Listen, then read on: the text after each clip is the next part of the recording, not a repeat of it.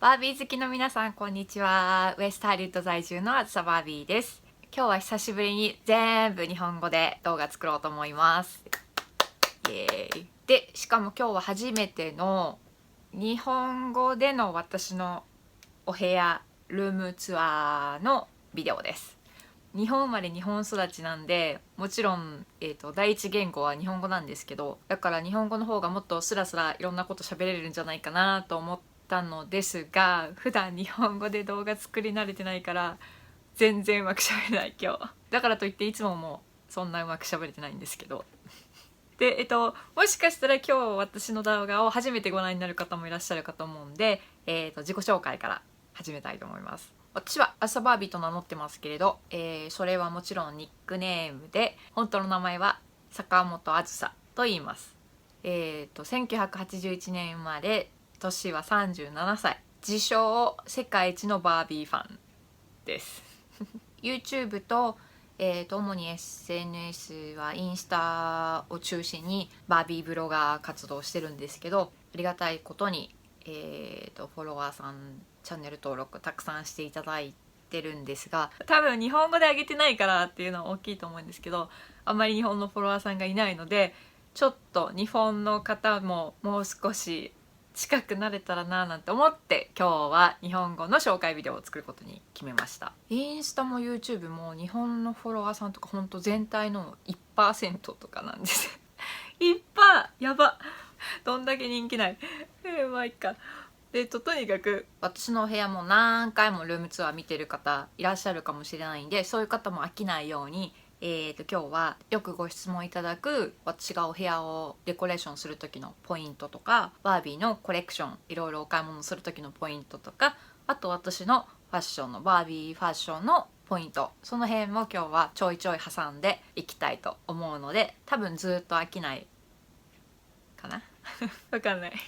とりあえずじゃあお部屋の紹介から始めていきます。まずはじゃあ玄関から見せていこうかな。じゃあ玄関へ行きます。移動します。玄関にいます。まずそうだ、今日のお洋服紹介します。日本語で動画撮るときはだいたい日本のブランドのお洋服着るようにしてるんですけど、これも日本の、ブランドエミリア・ウィズさんで去年購入したスウェットワンピー。これめっちゃ気に入ってる。日本のこう細いからもうこれとかも本当パツパツ寸前私は本当はもうダボーっとしたもう超オーバーサイズで丈が短い服がすごい好きで、だからいつも XL とかのパーカーとか超買うんですけど、これはだからもう私が持ってるパーカーワンピの中で一番スリム、間違いない。でも可愛いと思う。これ気に入ってます。最近ドイツのテレビのお仕事させていただいたんですけど、その時もこれ来ました。じゃあ続き、まずうちはワンルーム、東京のワンルームの感覚で行くとうちは多分超広いけど、アメリカ人のお友達がここ来るとちっちゃいって言って本当にドールハウスって言ってみんな大体笑う。本当アメリカでこのちっちゃい部屋はなかなかないです。で、私はここめっちゃ気に入ってます。ここ玄関って言ってるけど、日本みたいな玄関ないからフラットです。で、そうタイル真っ白だったのをバービーピンクでところどころ塗ってチェッカーにしました。これは去年やりました。めっちゃ気に入ってます。めちゃくちゃ可愛いと思いますで、ちなみにお家のペンキ塗るのはもう全部自分でやってて、最初は本当なんかちっちゃいペンキちっちゃいの買ってきてこうちっちゃいスポンジで塗るとこから始めたんですけど、もう今やほんと職人さん級でガロンサイズ1ガロン、3.89 リットルのサイズとかのペンキ買ったりとかしてます。普通にうちにはもういつもペンキが5色ピンク5色揃ってて、もうパッてこうなんかアイディア思いついた時とかすぐもういつでもペンキ塗れるようになってる。筆とかペンキ用のブラシとかローラーも全部あります。で、そういうのはホームセンターで買うんですけど、あとは材木屋さんとかも一人で行く。近所の材木屋さんによく行くんですけど、で最初に行った時もおじさんたちがみんな何この子迷ったのかなみたいなルブタンと間違えてうちに来たのかなみたいな感じでおじさんたちが見てたのが面白かったっていう。まあもう今はポイントカードも持ってるし、でもそういう材木屋さんとかもいつか女の子が別に普通に行けるようになればいいなってちょっと思う。でちょっと細かいところ自撮り棒で寄って見せますね。玄関はもうまだ全然これ完成してなくって、ドールも本当これだけしかちょっと置いてないんですけど、まず天井とここの壁、これ薄ピンクです。白に見えるけど薄ピンクです。この辺も全部自分で塗ったんです。でドアがピンクで、縁がバービーピンク、ドアはバブルガムピンクっていうのかな。でここにバービーって早速、自分でシール作って貼りました。でここにあるのがお気に入りのオードリー・ヘップバーンの絵なんですけど、自分でこれもカスタマイズしてバービー仕様にしてあります。ドレス塗り直したり、グローブ塗り直したり、ここもシール貼って、あとここはスワローだ、貼り付けてキラキラ、超キラキラ。これ結構時間かかりました。でもめっちゃお気に入り、世界で一つだけこれで。下にはバービーの1000ピースのパズル。これは去年のバービーコンベンション、アメリカのコンベンションで買って、一晩で6時間で仕上げました。このフレームも本当は白かったけどテープ貼ってバービーピンクにした。超いい感じ。バスルームがあって、バスルーム後でお見せします。その上にはちょっとバービーのサインで、ここには靴がボワーって置いてあって、でバービーのアート。このフレームとかは自分でバービーの、靴とバッグをフレームに、両面テープでくっつけて作りました。このフレームは100均で日本の100均で買いました。スイッチカバーもバービーです。これはちゃんと、ライセンス、オフィシャルのライセンス商品。こっちもこれも今買えないんです、残念ながら。これも自分でシール作って貼りました。でこの下にはバービー貼ってあって、でシューベンチ、日本みたいな玄関がないので、座って靴を履くところがないのでこういうのを買って、でこれもピンクで塗ってシール貼りました。反対側は、ミラーになってて、この鏡2面の向こう側はクローゼットになってます。なんかちょっと見せたいけど結構パンパンにやばいから、すっごいこれ今日はこの中はあんまりお見せしませんが、まあほぼほぼバービーの服です。バービーです。全部バービー。上もバービー。でこっち入ると、ヴィンテージのバービーの絵があって、バッグがいくつか並んでます。あ、これサマンサ・ベガとバービーのコラボ。これも資生堂パーラーとバービーのコラボの時のカンカンで、この下には靴がいっぱいあります。最近はもうほとんどピンクの靴しか買ってないかな。ショーパンとかスカートよく履くんで、ピンクのブーツ合わせることがよくあります。ブーツ大好きです。シューズでお気に入りはやっぱりこの2つかな。シャーロット・オリンピアとバービーのコラボ。これは2つとも頑張って買ったから大事。こっちは本当あんま履く機会ないけど、でもなんかまた今年もコンベンションで履きたいぐらいお気に入りです。バービーのラグからの一面バービー全部お見せします。中に一歩入るとバービーのバッグコーナーがあります。これ一個一個説明してるともうキリがないから省きますが、もちろんこれだけではないです。これは本当バービーのバッグ一部です。ザ・ミシェル収納は基本的にやっぱりコレクターやってるとすごいものがどんどん増えて皆さん大変だと思うんですけど、基本的にやっぱ私はやっぱり物がどうしてもたくさんになってしまうから見せ方にはすごく気を使っています。なので置いて可愛いものしか絶対外には出さないって決めてて、出して見栄えの悪いもの、あんまり可愛くないもの、まあバービーのもので可愛くないものってないけど、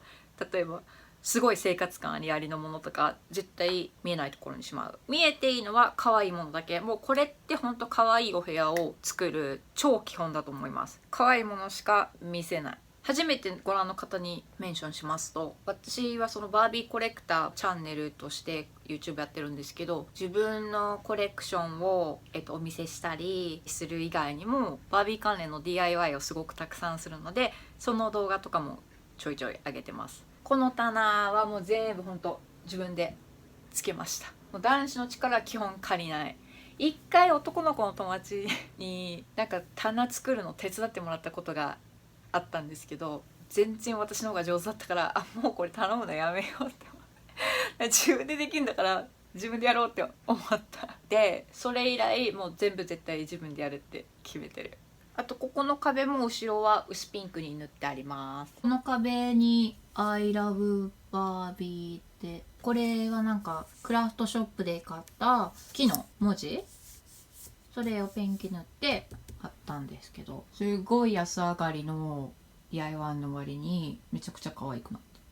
た大満足。あとここに貼ってあるのめっちゃお気に入りのバービースケッチ。これはお友達のミッフィー、ファッション系の大学生さんなんですけど、ミッフィーがあずさバービーのバービースケッチ描いてくれました。めっちゃ気に入ってます。あとこんなガムボールマシーン、これは Amazon で買いました。首何回もこれ折れて接着剤で貼ってるなこの辺は結構こまごましたものが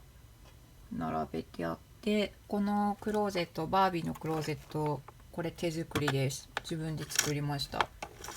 ちょうどいいサイズのがなんかなかったから作ったらめちゃくちゃいい感じになりました。こういう細かい工作もたまにあります。これのビデオもよかったら見てください。バービーの車があったり、あとここにもちょろちょろちょろって道路置いてあって、ルーマバービー、私は箱は開けたり開けなかったりなんですけど、箱が可愛いとなかなか開けれなくって、これは箱がパッケージのインパクトがすごい強くてすごい気に入ってるから開けたいんだけど開けれない。この2人はあと私の部屋に結構合うから。これはこの2つはデザイナーさんのサインが入ってるから絶対開けない。今からこのタンスの中身公開していきます。これはなかなか見応えがあると思います。1段目はボディースーツとか水着とかパジャマ系、全部バービーです。全部バービー。ここはピンクのバービーの T シャツ、これも全部バービー。今バービーの T シャツは150枚以上持ってて、トレーナーとかセーター抜きでね、 T シャツだけで150枚以上これピッチピチに詰まってるけど、でもまあギリギリ何が入ってるか見えるからまあよしかな。日本人っぽいでしょこのしまい方次はピンクのトレーナーとかセーター系入ってます。タグがまだついてるのもあるし、ヘビロテして着てるのもあります。で黒のセーターとかトレーナーで、こっちが白の T シャツ、黒の T シャツ、白のトレーナーとセーター。でさっきもちらっと見せたけどクローゼットにもまだまだ洋服はいっぱい入ってます。今日は私のバービーファッションのポイントについてもちょっとお話ししたいと思います。日本は大人の女性向けのバービーの洋服って結構売ってるからそんなに違和感ない方もいらっしゃると思うんですけど、でもアメリカの方が意外とバービーは子供のものっていう固定観念がすごいあって、だから私みたいなのがちょっと変わってるって思ったた人がいたのかな私は日本で育ってたから大人向けのアパレルブランドとかがバービーの服出すのとか普通に慣れてたし、なんかそんな別に変わった格好してるとかも思ってなかったけど、こっち来てからだから毎日バービーのブランドの服着てたらめっちゃ突っ込まれてから、そっかアメリカの方が意外とバービーイコール子供のものっていうイメージがすごい強いんだなって思いましたけど、まずよく聞かれるのがピンクしか着ないの聞かれることあるんですけど、今も開けた通り黒と白もめっちゃ持ってます。ただ黒と白を着るときは必ずバービーのブランドで、逆にバービー以外のお洋服もたまに着るんですけど、それはバービー以外の時は絶対ピンク。一応自分なりになんかこう子供っぽくはなりすぎないようにコーディネートしたりとか、あと2つ目のポイントは、流行を追いすぎない。まあでも服作ってる人じゃないし服買ってる側だからもうその時点で流行を追わないって結構無理なんですけど、でもなんかそんな追いすぎないで、流行よりも自分の好み優先させてずっとよく着てるから、結構あんまり流行に関係ない格好とかもするし買うしするし、でもそうしてるとなんか5年経っても10年経ってもまだその服着れたりとかしたりいやどんだけ物持ちいいんだって話。でもあんまだから周りはほんと気にしてないかな。それよりも自分の着たいもの着る。3つ目のポイントが、これめっちゃみんなに教えたい、私のポイントだから別にみんな守らなくてもいいけど、ロゴを混ぜない。例えばバービーってこの一番オリジナルの筆記体のバービーのロゴもあれば、80年代にメインで使われてたこのロゴ、あと90年代に使われてたこのロゴとか、何種類かバービーのロゴって違うのがあるんだけど、もし複数のバービーのアイテムでコーディネートするときは基本絶対そのロゴを時代を混ぜない。例えば、今このワンピ着てるじゃないですか。でこのワンピはこの筆記体のロゴ、これを着るときは私はこのバッグは持たない。なぜならこれは80年代のロゴだから、これにこれはなし。私の中ではなし。ここに写真のバービーがいるのに絵のバービーを持つのもなんか違う。これレトロな雰囲気だし、これもしない。もし私がこのワンピ着てる時だったらバッグはだから、例えばだけどこれにするか、これかこれだったら80年代のロゴ入ってるけどちっちゃいから、これだったらロゴ混ぜてるの伝わらないし、これに持つかな。こんな感じです。ちょっとおまけでここにもバービーのちっちゃいバッグが並んでます。もうほんとバッグ類がたくさんあって、クローゼットの中にもまだまだ。ピンクのライト、これ最近塗りました。これはスプレーで塗って、ビデオだと分かりづらいけどこれ電球もピンクなんです。じゃあ次やっとドールをお見せします。バービーコレクションです。今ドールは300体近いかな。バービーコレクターとしてはもう全然300体なんてほんと少なくって、2000、3000持ってる人なんてザラなんですけど、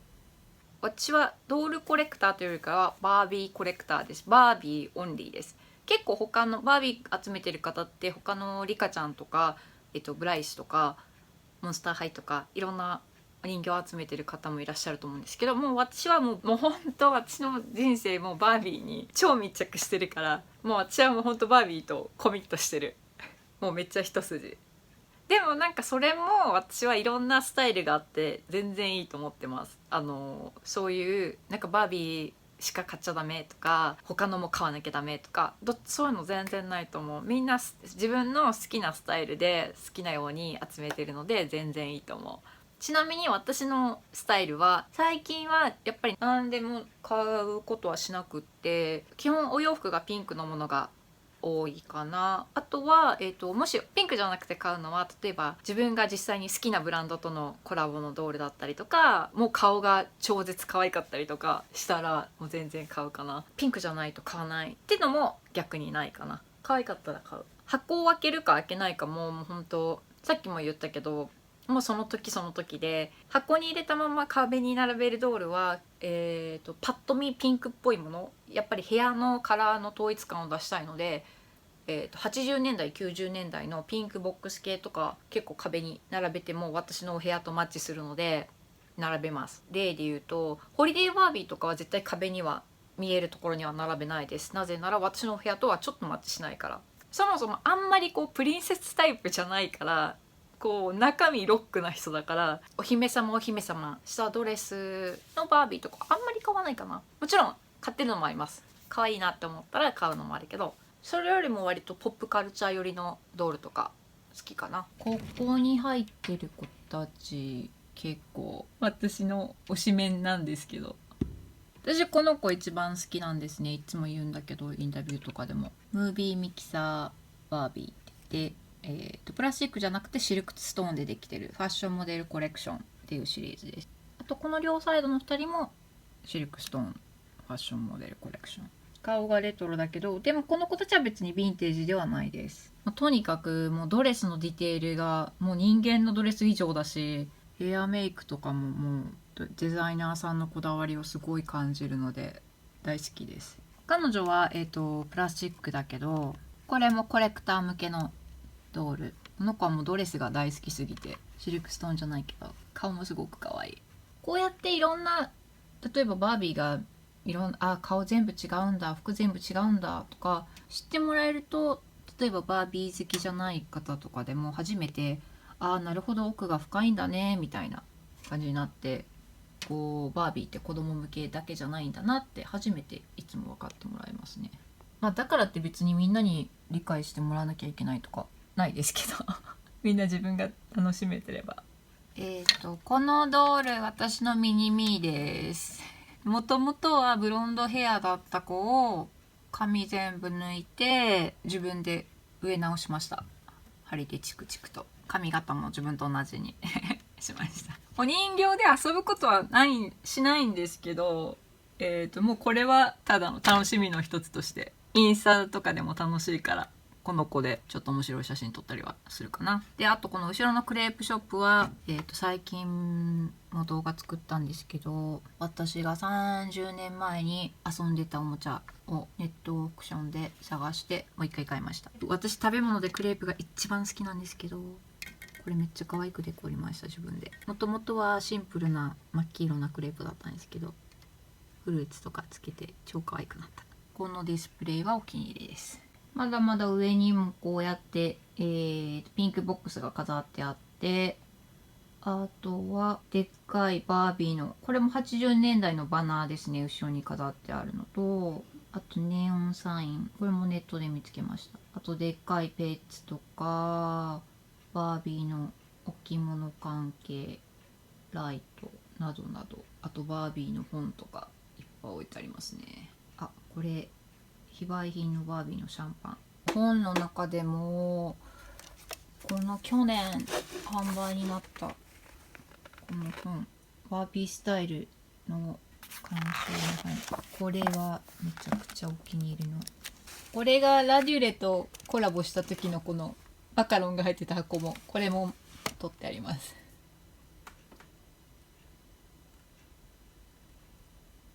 でピンクのソファーにはもうピロー、クッション系が山ほどと、こちらはバービーのアートがずらーっと。このテーブル自分でカスタマイズしました。これ見えるかな、表面ちゃんとテカテカ硬いやつなんですね。バービーの、カレンダーとか雑誌のバービーの切り抜きをコラージュさせて表面をレジンで固めました。これも、DIY のビデオありますのでぜひ見てください。こっち側は私のベッドになります。これは外せないですね。バービーのブラインド、これ自分で作りました。一本一本貼ってあります。カッティングマシーン、っていう機械を持っているので、それででっかいシールを作ったんですね。このベッドのシーツももちろんバービーで、クッションがいっぱいあって、ポスターからのこれ注目、バービーのエアコン。うちの部屋の中でもうずっと長年エアコンだけが可愛くなかったのをついに塗ってしまいました去年でも壊れてないです。だから多分大丈夫です。うち角部屋なんでこっちにも窓があるんですけど、こっちのカーテンブラインドも可愛くしました。これは結構苦労しました。別々のシール作ってちょっとずつバランス見ながら貼った、もうほんとこれは力作。これもほんと世界にうちしかないと思う。でうちはワンルームなので、ここをこう区切ってこういう棚を一つ置いて区切ってるんですけど、これ IKEA で買った棚ですね。ピンクです。でこれがバービーを収納するのにほんといいサイズで、特にこのマイフェイバレットバービーシリーズ、復刻版ですね。これは10年前に50周年の記念の時に出たシリーズで、これがちょうどこの棚のキューブ一つ一つにぴったりだったんで、こうやって置いてます。これは自分でもナイスアイディアだと思ってます。でこちら側はバービーこっちはネイルコーナーになってて、私趣味でお友達のネイルよくやるんですけど、日本ではネイルスクールにも通って検定も持ってます。でアメリカでもマニキュアの学校に通ってライセンス持ってるんですけど、これはですね、この辺のネイルチップ全部バービーのお洋服とマッチするようになってます。サイズは人間の爪のサイズなんですけど、この例えばこのアンディ・ウォーホールバービーのデザインだったら、例えばこれとかね、こんな感じで、タイトル、これはもう本当にただの私の趣味私とバービーの間でやってる趣味ですね。よく売ってるんです。これ作って売ってるんですかとか聞かれるんですけども、これはただの趣味全く売るつもりはないです。アメリカに来た理由の一つにもバービーの専属ネイリストになりたかったっていうのがあって、それはいつか叶えたいなとこういうちょっとしたところにも本当バービーのものしか置いてないです。ネイルするときはまた違う感じにするんですけど、こうやってテーブルクロス代わりにバービーのバナー引いてあります。これはトイザラスが、クローズした時の。ちなみにこんな感じで、もうほんとどこからどう見てもバービーのものしか目に入らない。私スイーツ大好きなんで、お家にはいつもピンクのスイーツ大体あり。でも一番好きなのは絶対やっぱりクレープこれはちなみにわたあめ機、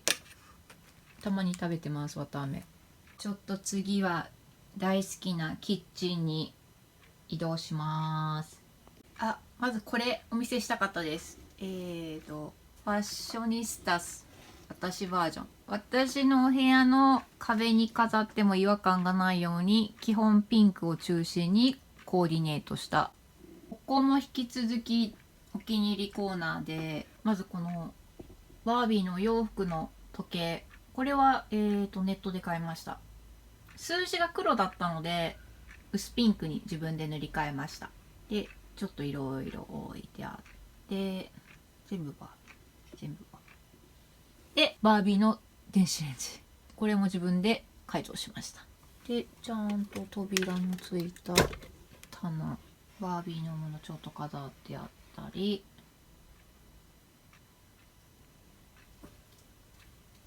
でも冷蔵庫、これがお気に入りの冷蔵庫。磁石もバービー。キッチンのタイルは薄ピンクと中間ピンクでチェッカーにしてます。でオーブンはバービーのカップケーキ。ガスコンロも塗れるかわからなかったけど塗ってみたら大丈夫でした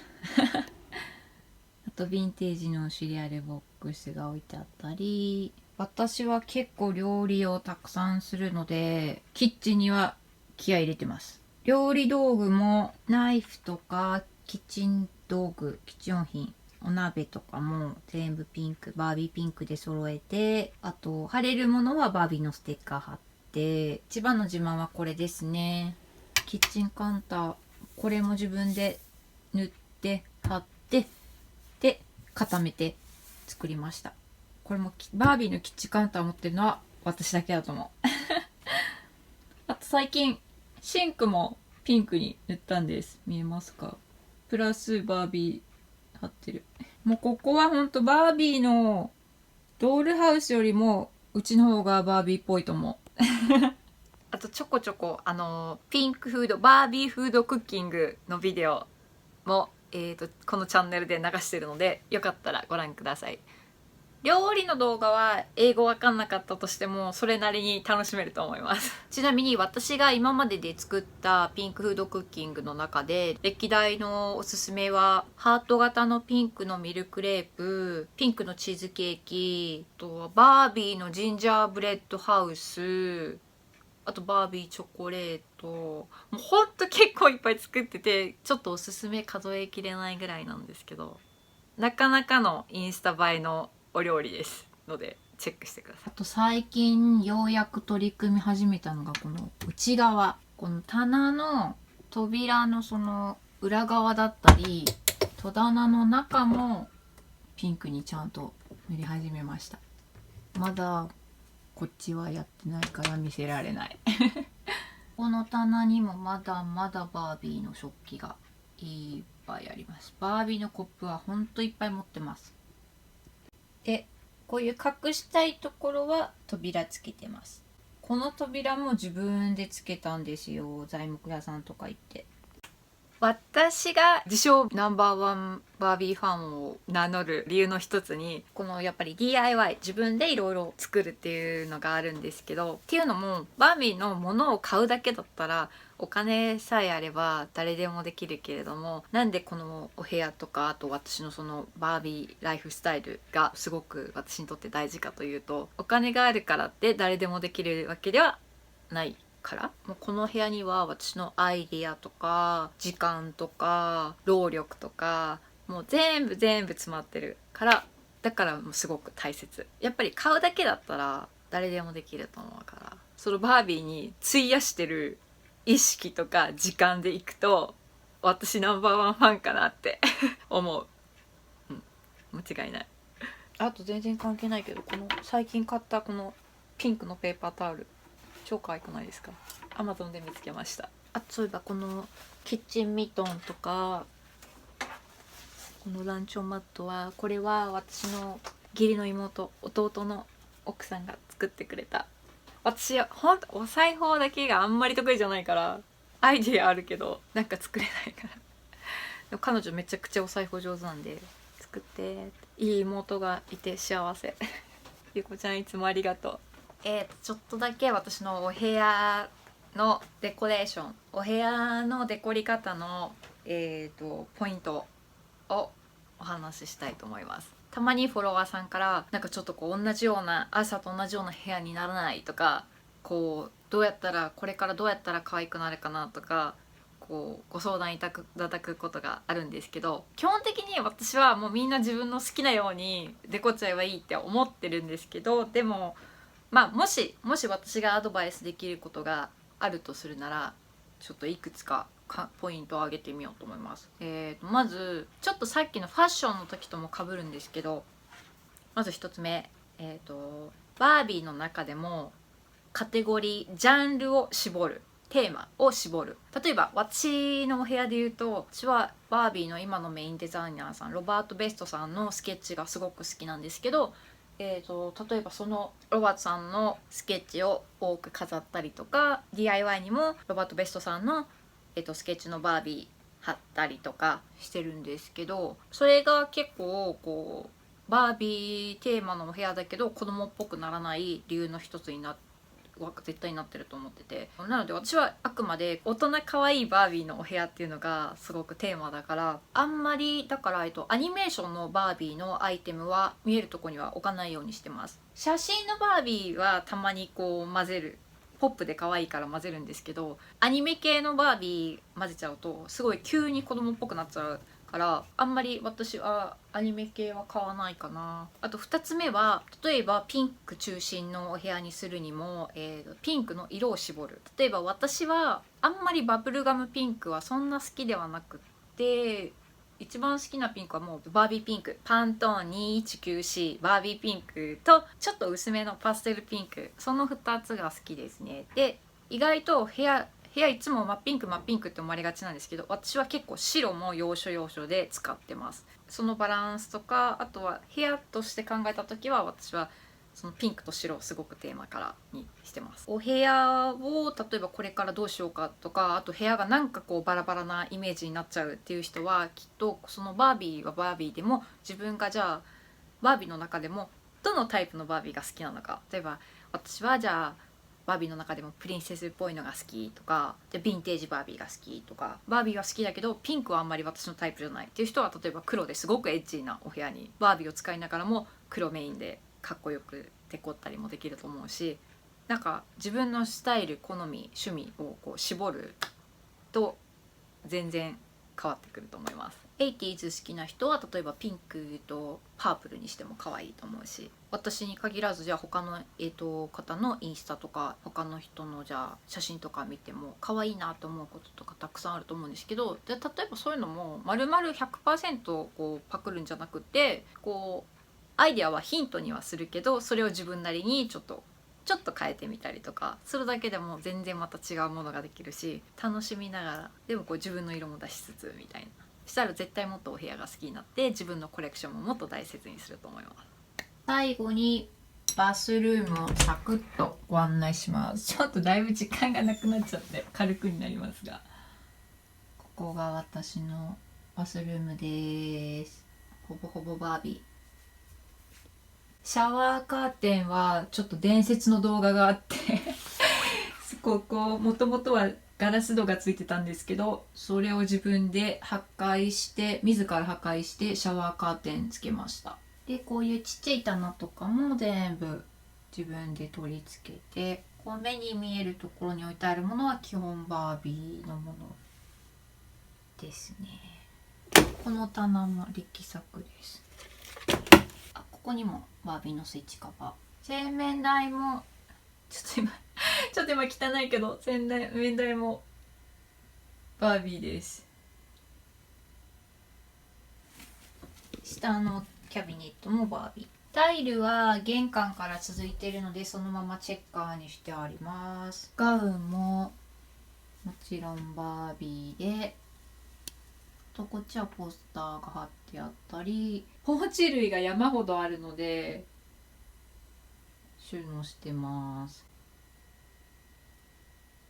でタオルもバービー、ドライヤーもバービー私のお部屋紹介ビデオいかがでしたでしょうか。最後までご覧いただきありがとうございます。もしよろしかったらチャンネル登録していただいて、あとインスタもやっているのでインスタのフォロー、あずさバービーもよろしくお願いします。どうしてもちょっとなかなか字幕全部つけたりする時間がないので、いつも英語の動画ばっかりになっちゃうんですけど、まあ私の喋ってる英語なんてそんな難しいこと喋ってないから、よかったら英語の動画も見ていただけると嬉しいです。では今日もピンクタースティックでバービーな一日をお過ごしください。じゃあねー。